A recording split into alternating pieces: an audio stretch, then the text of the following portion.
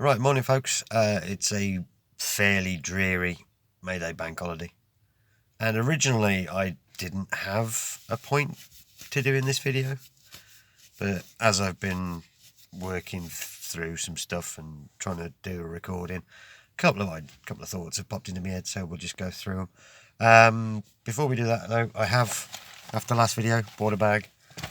It is taking a bit of getting used to because obviously I'm not carrying as much in my pockets as I used to. Yes, when I'm not in work uniform, that is useful because I do wear girl jeans and they don't have pockets. So it's nice to have something to carry things in. Yes, it's ridiculously bright, which is one of the things I wanted to touch on in a bit. But yeah, I mean, I sprained my wrist and it's left me sort of feeling a bit meh because I can't do anything. Well, I can, but it's limiting me, and as a result, I just find myself just to be. I was originally I was going to say bored, but just uninspired and unmotivated at the moment. Um, you know, it's it's been a difficult week, to be honest, because there's things that I want to crack on with, and I know that I shouldn't or can't, so I don't, and then I'm just like. Your shoulders drop and your mood just goes. Bleh. So yeah, it's been a difficult week with this. And then the thing that I most wanted to touch on was actually the bag, because it is ridiculously colourful. And when it originally turned up, when I bought it, all I saw was a picture, and I went, I want that because that looks really fun. And then it turned up and it was huge, and I'm just like, oh, people are the way people look at me anyway. That's going to be a step maybe too far. And then I remembered that I've got bright pink hair on my head. And one of the main issues I have is how people perceive me and how people see me. And yeah, it doesn't help with my social anxiety and stuff. And I've just got to remind myself that I've got bright pink hair. And I've had bright pink hair now for just over 2 years.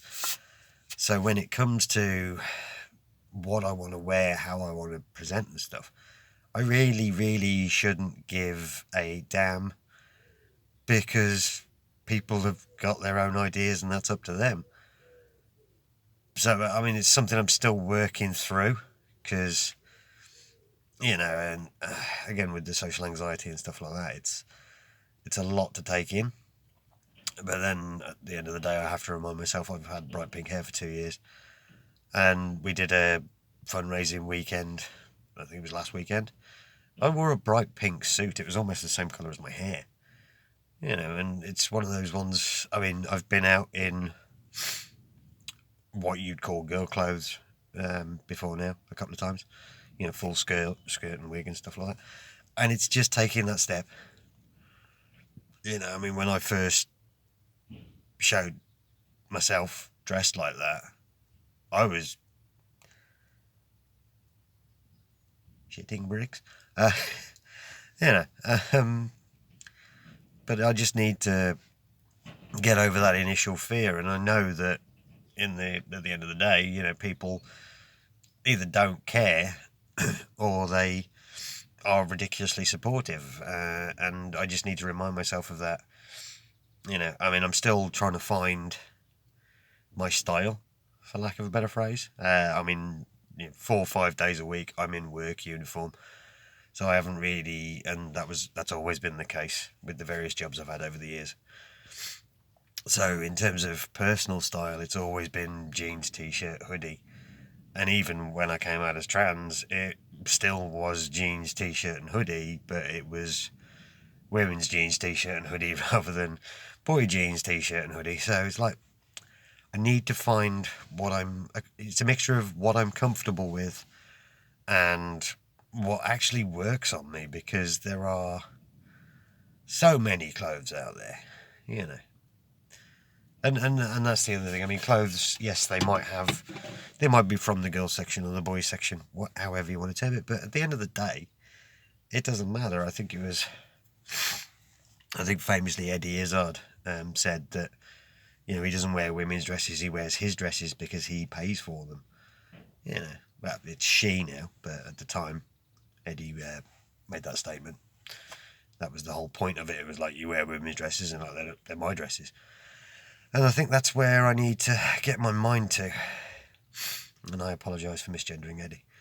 But yeah, it's weird. I mean, I wear, you know, upward from the waist up, it's all girls' clothes from the women's section of the uniform. And then down, just for practicality, it's boys and unisex. I mean, my boots. Yeah, technically my boots are from the girls' section. But, you know, and it's just getting used to that idea that people either don't give a damn, or if they do, they don't matter. You know, the people who are going to be nasty about it, I shouldn't care about them. And it's just taking that step, but then at the same time, it's becoming aware of what works for me, what fits me, and what is actually, to me anyway, acceptable to wear. I mean, I couldn't come out in a, you know, thigh-high mini skirt or something like that with me dick swinging in the wind, because that would just be silly. Yeah. Whereas there are girls out there that can get away with it because they haven't got a dick swinging. You know, but again, just like generalisation there, but you get the general idea of what I mean. I've got to find something that I'm comfortable with wearing, and comfortable in terms of, you know, it fits and it's not too tight and it's not snagging on everything. So yeah, it's just a lot of work to go through. This is a mess. I got to be honest. It started off with like, oh, miserable, and then it's like, right, well, this is why I don't wear clothes. I wear clothes, you know what I mean. Yeah, right. Yeah, hopefully we've had a good couple of days, and it's really, really dreary out there now. It's awful. But anyway, that'll do. I've rambled enough. It doesn't make any sense. If you can take any sense from this, just, I need to learn to be myself, I think, is the takeaway. But I haven't figured out how to be yet.